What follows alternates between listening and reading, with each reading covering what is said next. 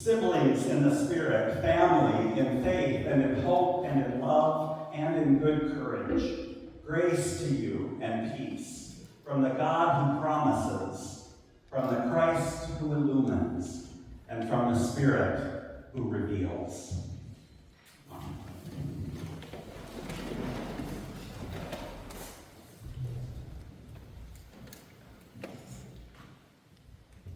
As I heard the words of Jesus just a moment ago, whoever teaches others to do the same, to keep my commandments, teaching others to do the same, I thought of our sister Helen Beeson at the age of 101 and a half, who passed away this week, this past Monday, and joined the saints in light, including her beloved Ralph. And our hearts go out to the family, and especially to you, Phil, as you are there in the pew where you sat beside your mom for so many years, and our love and prayers surround you for God's comfort and grace at this time. The service will be held later on in March, and that date is published in the e-update.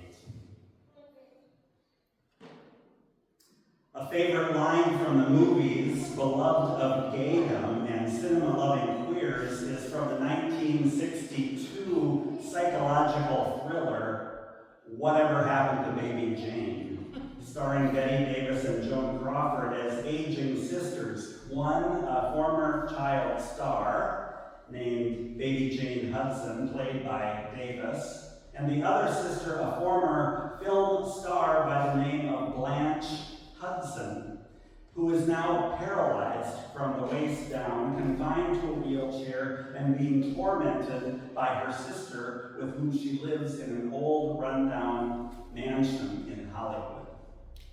At one point, the desperate Blanche says to her heartless sister, Jane, "You wouldn't be able to do these awful things to me if I weren't still in this chair." To which the grotesque and mentally unstable Jane replies, "But you are, Blanche. You are in that chair." That line has almost achieved scripture status in the queer community as a matter-of-fact gay affirmation. You are. You are who you are, Blanche.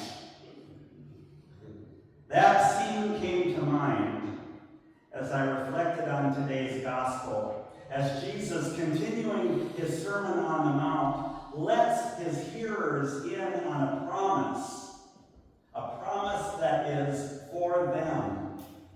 Jesus doesn't tell them, "You should be," or "you have to be," or "you better be," which far too many sermons do.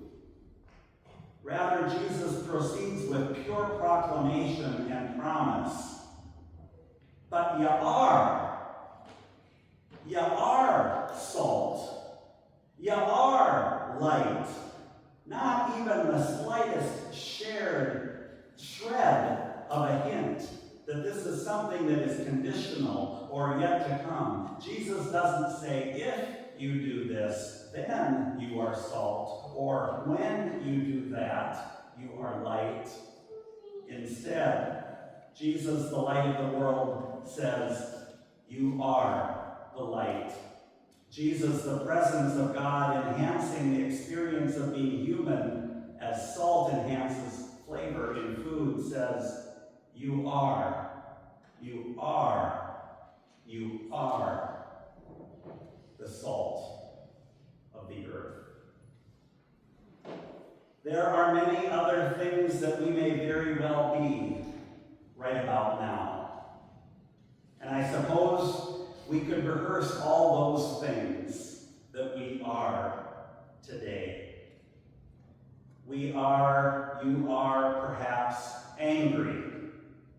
You are perhaps fed up. You are waiting for the next shoe to drop.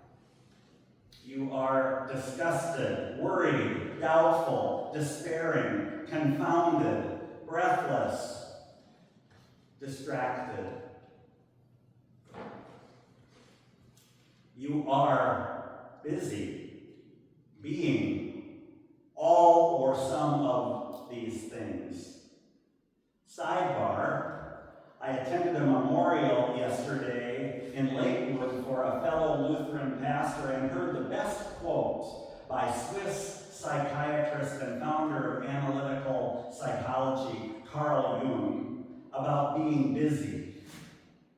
Quote, "Busyness is not just from the devil, it is the devil."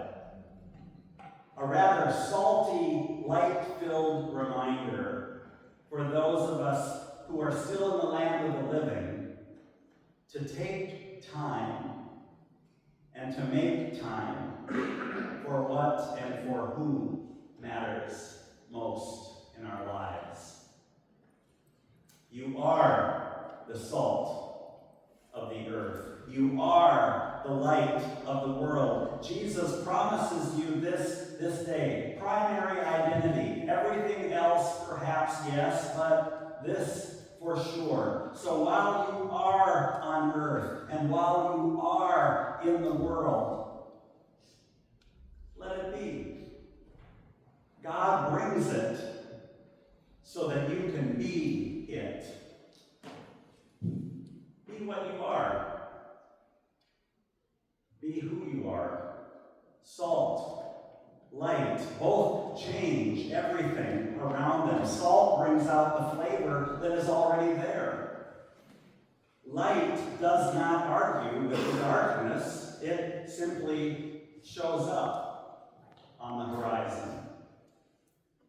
Jesus reminds us that faith is often lived in the small, careful choices of everyday life. How we speak, how we don't speak, but listen, how we love.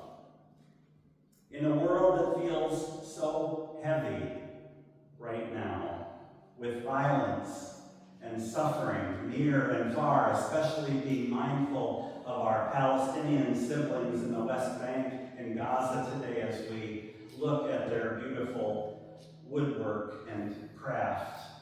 We are called this day to be just a dash, just a pinch of salt, and a flash, a glimmer of light.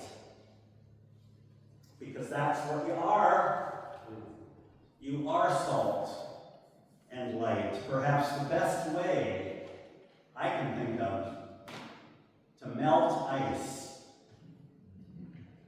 and to let grace